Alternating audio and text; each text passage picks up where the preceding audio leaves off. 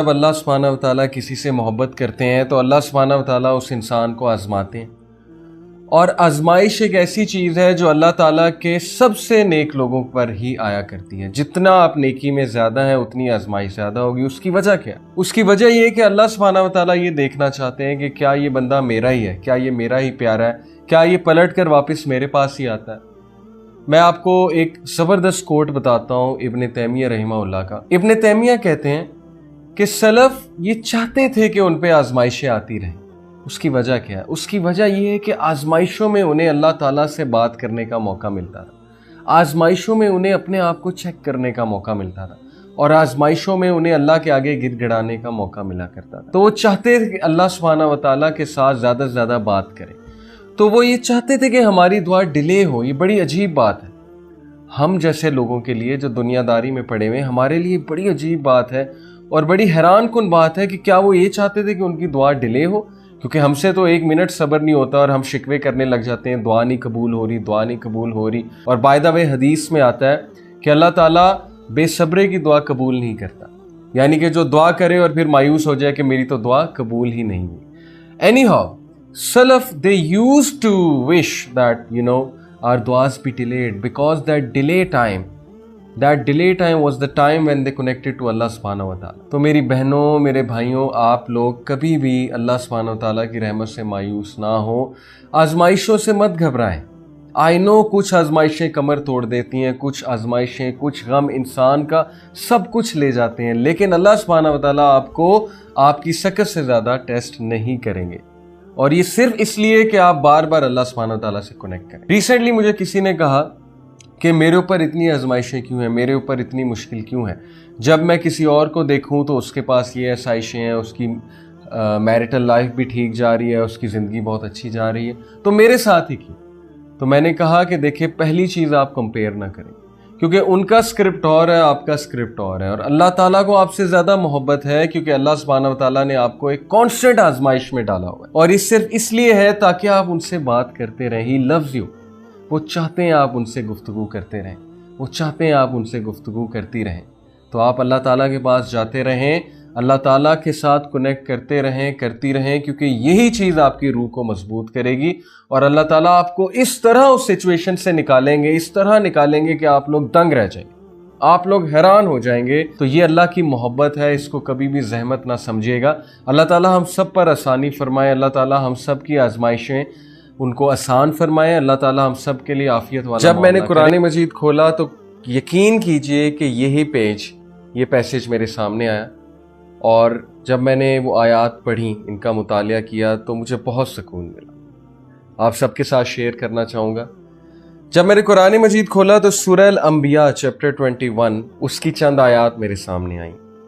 اللہ تعالیٰ چند انبیاء کا ذکر کرتے ہیں، کوئکلی میں آپ لوگوں کو بتاتا ہوں۔ سب سے پہلے اللہ سبحانہ و تعالیٰ ذکر کرتے ہیں ایوب علیہ السلام کا۔ ایوب علیہ السلام کو ایک بہت بڑی کوئی بیماری لاحق ہو گئی تھی، جس کی وجہ سے وہ بہت عرصہ بیماری میں رہے تھے، اور یہاں تک کہ ان کی بیوی اور بچے بھی ان کو چھوڑ گئے تھے، اور روایات میں آتا ہے کہ کوڑے کے ڈھیر کے پاس وہ پڑے رہتے تھے۔ ایوب علیہ السلام نے اللہ سبحانہ و تعالیٰ سے دعا کی، انی مسنی الضر وانت ارحم الراحمین، کہ oh my Lord, adversity has touched me, difficulty has touched me, اور بے شک آپ ہی ہیں سب سے زیادہ رحم کرنے والے۔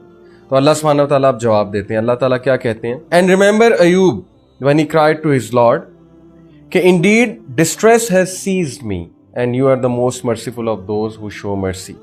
So we answered his call. اللہ سبحانہ و تعالیٰ ہم سب کو بتا رہے ہیں کہ ہم نے اس کی کال کو آنسر کیا، ہم نے اس کی دعا سنی اور قبول کی۔ And we removed the distress that was on him. اور ہم نے اس ڈسٹریس کو ریموو کیا۔ And we restored his family to him. اور نہ صرف ڈسٹریس کو ریموو کیا بلکہ اس کی فیملی بھی ریسٹور کی اس نے۔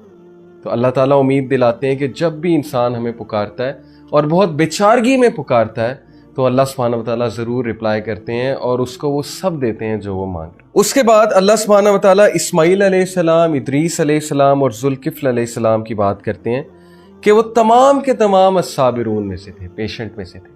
اللہ سبحانہ و تعالیٰ نے ایڈورسٹی کا ذکر کیا، کس کی؟ ایوب علیہ السلام کی۔ اس کے بعد اللہ سبحانہ و تعالیٰ نے پیشنس کا ذکر کیا، صبر کا ذکر کیا، اسماعیل علیہ السلام، ادریس علیہ السلام اور ذوالکفل علیہ السلام۔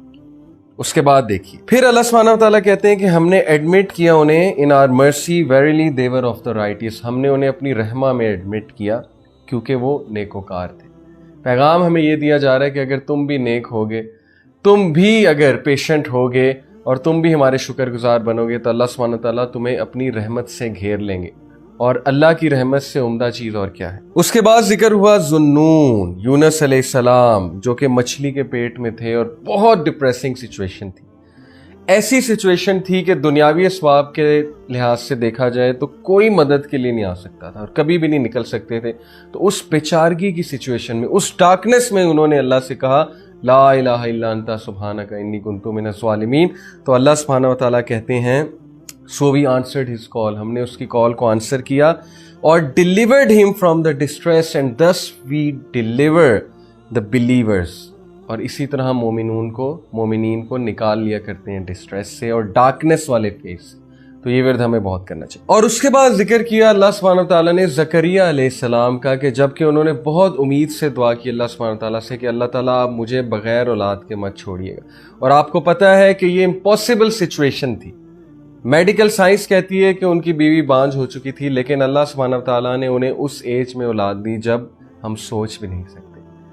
تو سبحان اللہ، جب یہ آیات میں نے پڑھی تو ان کا آپ سیکوینس دیکھیے کہ سب سے پہلے اللہ سبحانہ تعالیٰ نے مشکل کا ذکر کیا ہے، ڈسٹریس کا ذکر کیا ہے، اور یہ امید دلائی ہے کہ اللہ ضرور کسی مشکل سے آپ کو نکالیں گے۔ پھر پیشنس کا ذکر کیا، پھر رائٹیسنس کا ذکر کیا، اس کے بعد یونس علیہ السلام کی کیس سٹڈی بتائی کہ وہ بھی ایک ایسی سچویشن میں تھا جہاں سے عام حالات میں نکلنا امپاسبل تھا، لیکن اللہ نے انہیں نکالا ڈارکنیس میں سے۔ اور ہم سب پہ ایک ایسا دور آتا ہے جب ہم ڈارکنیس میں ہوتے ہیں، جب ہم پہ کالے بادل چھائے ہوتے ہیں۔ اور پھر اللہ سبحانہ و تعالیٰ نے مثال دی زکریہ علیہ السلام کی کہ ایک امپاسبل سچویشن کو ہم نے پاسبل کر کے دکھایا۔